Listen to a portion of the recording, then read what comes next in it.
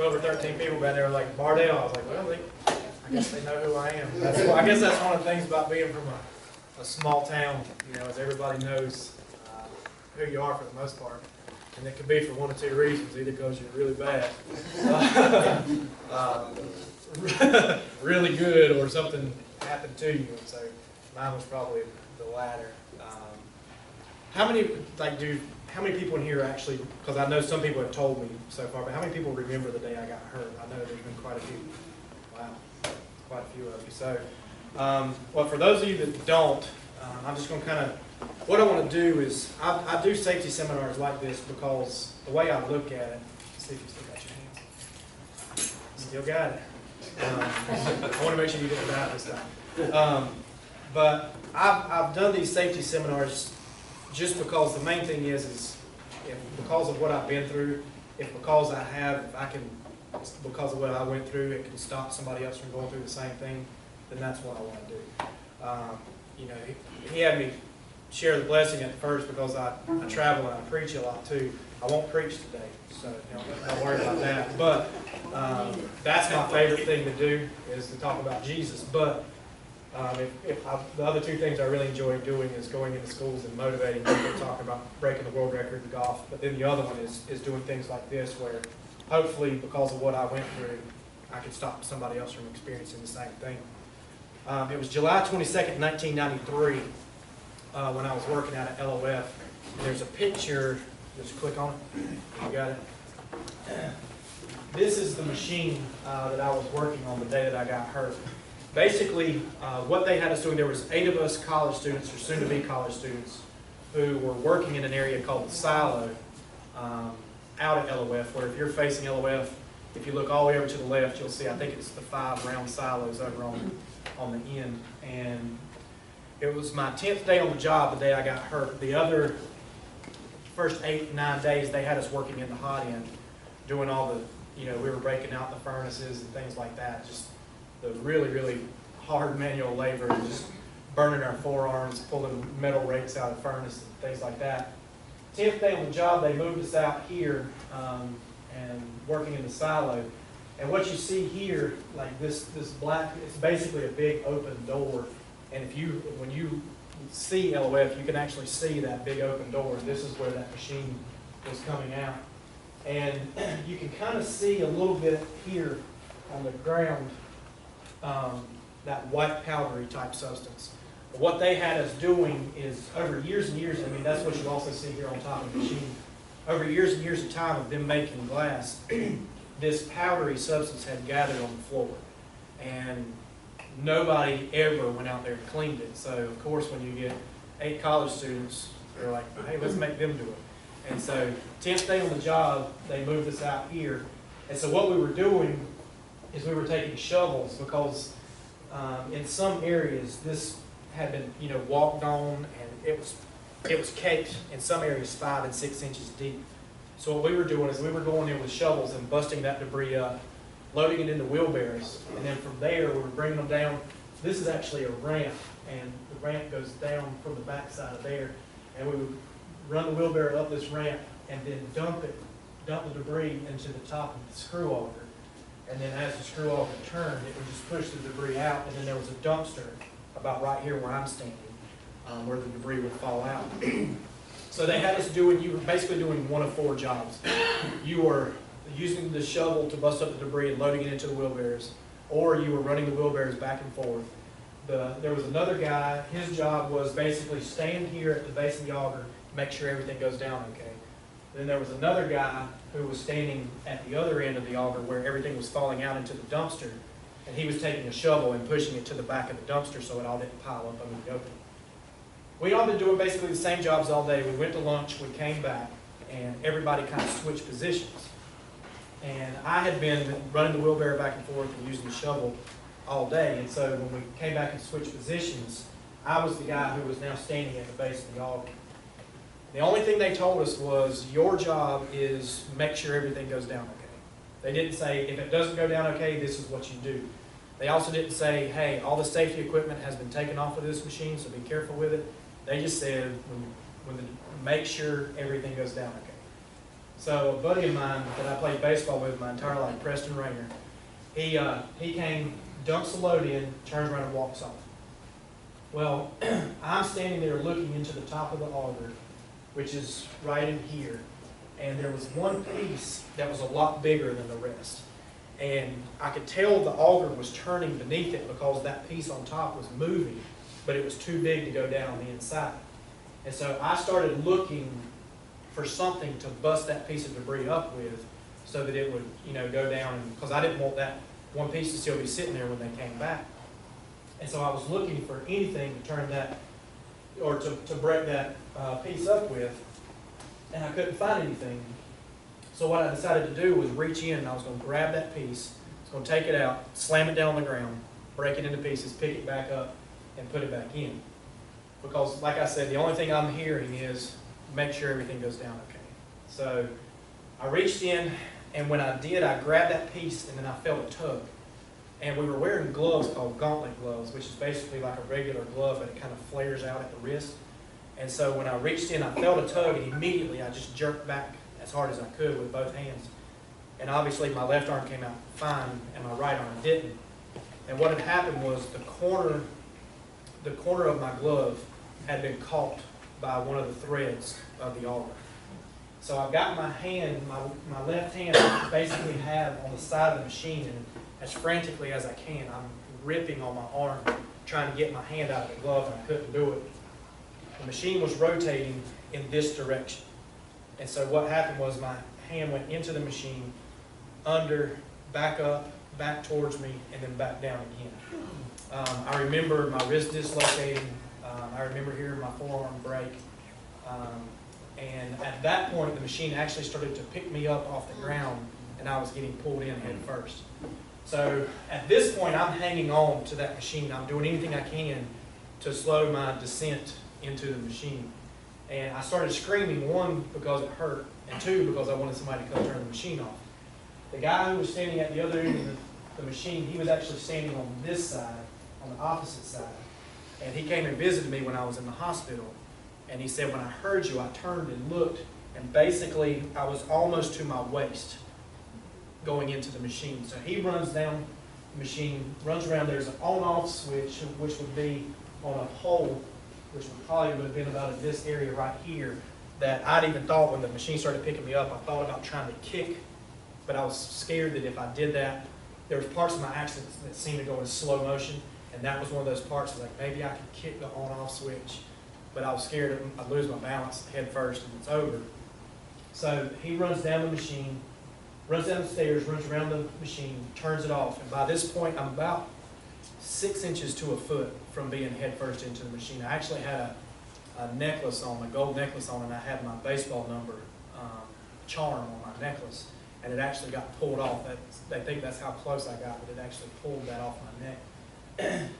So I was still hanging on with my left arm, and actually dislocated that shoulder from trying to hang on for so long. And when I pulled myself out, my right arm was gone. And I stood there for a second. The guy that had turned the machine off, he's standing there looking at me, and then he turns around and takes off running. And I'm just standing there like, dude, where are you going? I think that was my exact quote in my head was, dude, where are you going? And I didn't know where he was going, but I knew I didn't want to be by myself, so I took off running after him. Not the smartest decision to make when you're losing blood. Get your heart pumping really fast so it shoots out a lot faster.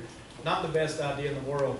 I did a safety seminar out at LOF back in 2014 and went back out to the accident site, and there were some parts you could still see some of my blood on the wall. Because when I was standing, if I would have been standing like this, the blood was for some reason shooting directly into my side. And I didn't like how that felt, so when I took off running, I held my arm out in front of me, and it would actually get shot about 10 feet to a wall on the other side, and you could see every step I took. It looked like the McDonald's arches, every step I took.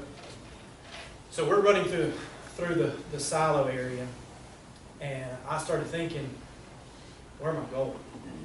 I don't want to just run to run. And I remember there was an office that was about 75 to 100 yards away. And so running through there and following him, and he was going to the same place. I didn't know it, but he was going to the same place. We had to go up a flight of stairs, went up the flight of stairs, and he opens the door and just kind of gets out of the way.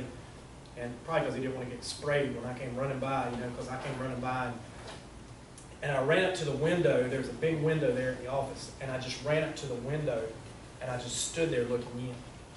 I could see a guy sitting on his desk talking on the phone, but honestly, I had never had my arm ripped off by a machine before, so I was kind of figuring things out as I was going along. So I literally just went there and I stood there and I just looked at him. And so, thank God, he eventually looked up and saw me. And I saw him, you know, I don't know what I was thinking. I didn't knock on the window. I didn't open the door and say, hey, you got a Band-Aid or anything like that. You know, I was just stand there looking at him. And so he looked back at me. I saw him hang up. I saw him pick the phone back up, and I knew he was calling for help. So I just laid down, you know, because I was tired. I had one arm and I was bleeding to death. It just kind of seemed like a good thing to do at the time. And so I'm laying there. One of the first people that got to me was one of my old baseball coaches, Don Dean. I don't know if any of y'all know him, but Don Dean came up and he knelt down beside me. He played a key role in saving my life that day. He knelt down beside me and he put his knee right next to my head because he probably didn't want me to see what he was about to do. And he actually took his hand and went inside of my arm and found the artery where I was losing most of the blood, and he held it closed. And so he's holding it closed, and sorry, I guess I'm waiting too long. I'll show you. There's another picture, and whenever you get it back up, just pop that up on enough, and that way y'all can kind of see what it looked like. There are some that are really graphic, but I didn't bring those with me. I mean, there's one of a puddle of blood that's probably from me to the other side of that table from where I laid down on the ground. But this is, like I said, this was the machine. Can you click on the other one? And this is my glove. This was after I had already been taken to the hospital, but they had taken the top of the machine off and they cut my glove open and they pulled my hand out. You can see, you know, some things going on there, but the reason why I like to show this picture is because of how quickly this happens. If my hand had been probably a quarter of an inch over, I'd have been fine. But that's how quickly that happened. Just because of that 1/4 of an inch, my life was changed forever. So I'm laying there on the ground. Don Dean has his hand inside of my arm, and he's holding the artery closed where I'm losing most of the blood. One of the next people that got to me, he's now the safety manager over at LOF, Judson Smith. He played a key role because I'm laying there, and I didn't know Judson at the time, but I'm laying there and I'm looking up at the ceiling of the plant, and I can see him come up, and he's standing above me, and I see him start taking his belt off, and I was like, it's not that kind of party, keep your pants on. I don't really know what you're thinking right now. But he took his belt off and cinched it around my arm. I actually still have a little scar on the front of my shoulder from where he cinched that in so tight. I forgave him for that. But I have a little scar right there. They were doing anything they could to try to slow the blood loss because, like I said, the puddle was already huge, and it was already, I'd run 75 yards losing blood quickly the whole time. Well, the next people that got to me was my dad, because my dad had got me the job there. And he ran up, knelt down beside me, and he grabbed my hand and he said, let's pray. And so we prayed together. Then the ambulance gets there. They pick me up, they load me on the ambulance, and they're taking me to Scott Memorial. Scott Memorial, once they found out about what was going on with me, they had already called Duke University Medical Center, and they were sending a helicopter down to come get me. So I get to the emergency room at Scott Memorial, and they're doing anything they can for the pain, you know, just to try to keep me as comfortable as they possibly can for a guy who just had his arm pulled off. And I remember them, they loaded me, they were loading me onto the gurney, and they were taking me out to the helicopter. And I remember them saying that they were taking me to Duke University Medical Center. Well, I'm a North Carolina Tar Heel fan. The last place I want to go is Duke University Medical Center, you know, because you know how they are. They'll kill you. I mean, they call for the devil. I mean, so the only thing I'm thinking is, just, hey, just don't tell them I'm a Carolina fan. You know, maybe they can fix me. They may put my arm back on. You know, I'll say thank you, but I'm still not going to pull for your basketball team or whatever. So they load me up on the helicopter, fly me up to Duke University Medical Center. We had to actually fly around 2 different thunderstorms just to get there. By the time they get me in the operating room at Duke, I had lost 3/4 of my blood.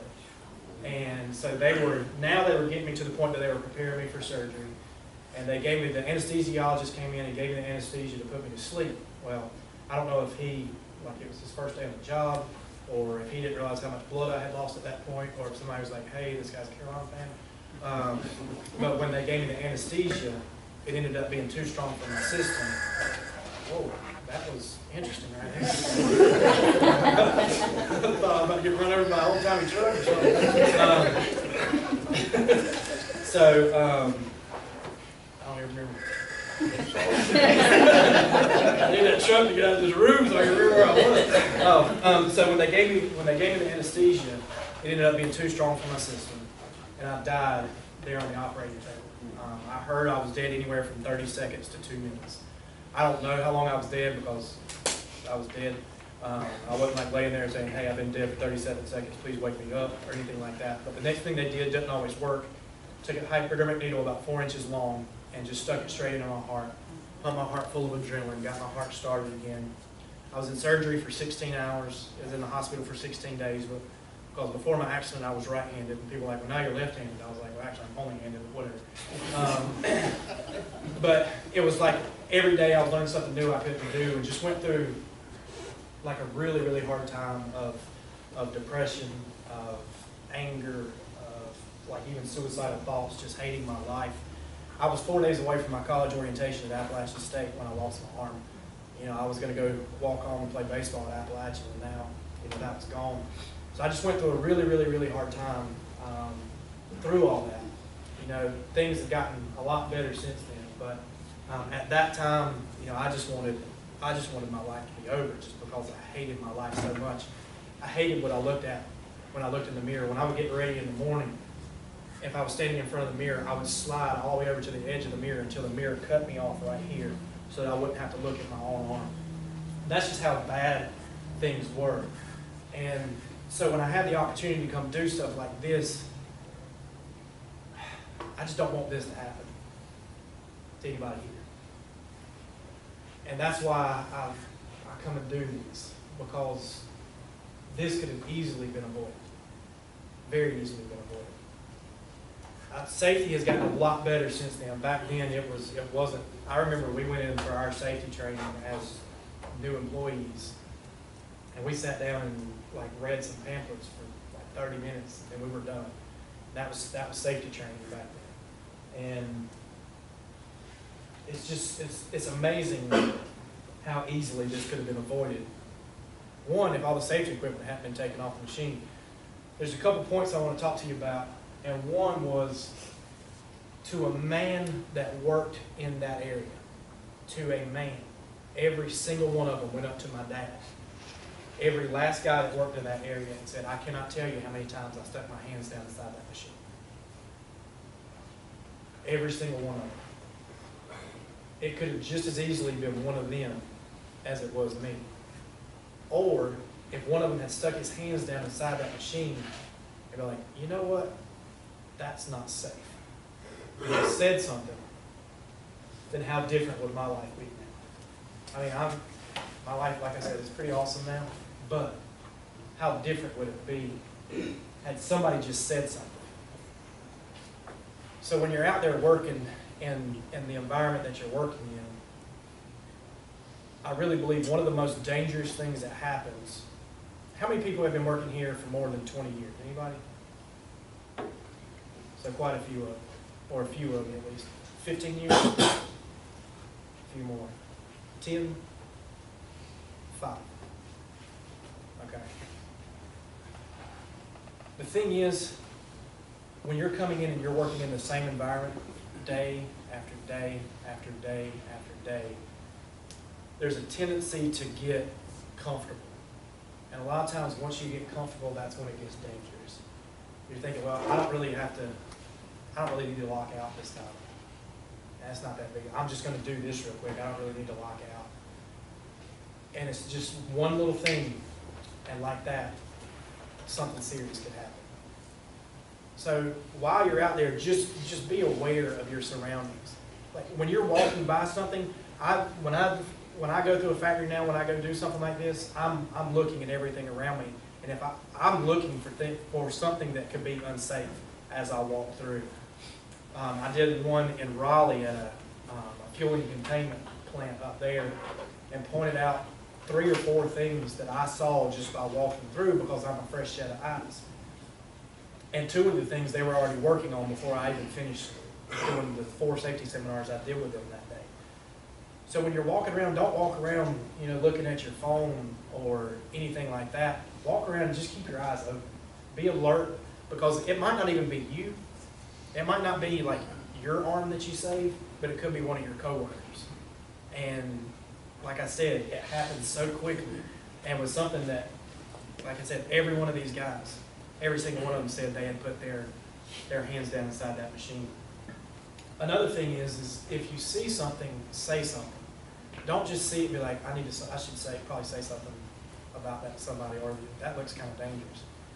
Because like I said, you don't know who you could be helping by just saying that. And then one other thing that I always think about when I come and do this is when you're in a working environment and you don't feel safe, or you're not sure if it's safe, then stop.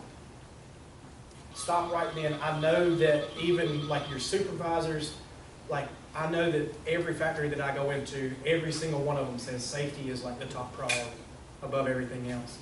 And so I know, you know, when it comes down to it, a lot of times people think production, money. But if it comes down to an injury, if you don't feel safe, don't do it. Go to somebody and say, hey, is this safe? And let them at least explain to you why it is. And if they're not sure that it is, then you shouldn't have to work on that until you feel like it's safe. I'm sure your safety manager would agree with that, because your safety is much more important than production. I know it always seems to be so bottom dollar business driven and everything like that, but it comes down to you being safe. So whenever you're out there working, like I said, one, keep your eyes open. Just be looking, especially if it's not an area that you work in. Because if it's an area, you know, some of you have been working here 20 years. And if it's an area that you've worked in for 20 years, you probably know it like the back of your hand. But if somebody was to walk by, they might look and say, is that safe? You know, but you might walk, if there's an area that you work in and then you walk by an area that you don't normally work in, you might see something that to you doesn't look safe. At least find out. If it is safe, awesome. Then everything's good to go. But if it's not, you could save somebody a very traumatic injury or even a death. I know, you know, LOF experienced a fatality, you know, from where somebody, if I remember correctly, they fell off the shipping dock backwards and hit their head on the ground. They didn't have their safety helmet. And so there's just different things like that where if you just keep your eyes open. And maybe this isn't like your typical safety seminar, and if you find this boring, I'm sorry. But what I like to do is come in and be like, hey, this stuff that when they're talking to you about safety, it's a real thing. It's a real thing. So hopefully, maybe something that I've said today can stop somebody from getting hurt. And if so, then I feel like it's been a success. So I'm actually going to turn it back over to you, Rennie, and I appreciate the opportunity.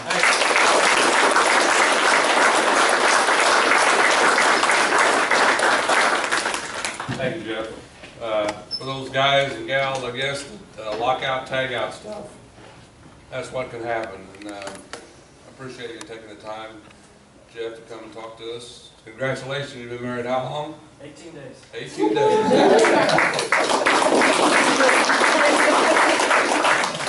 Okay, next topic.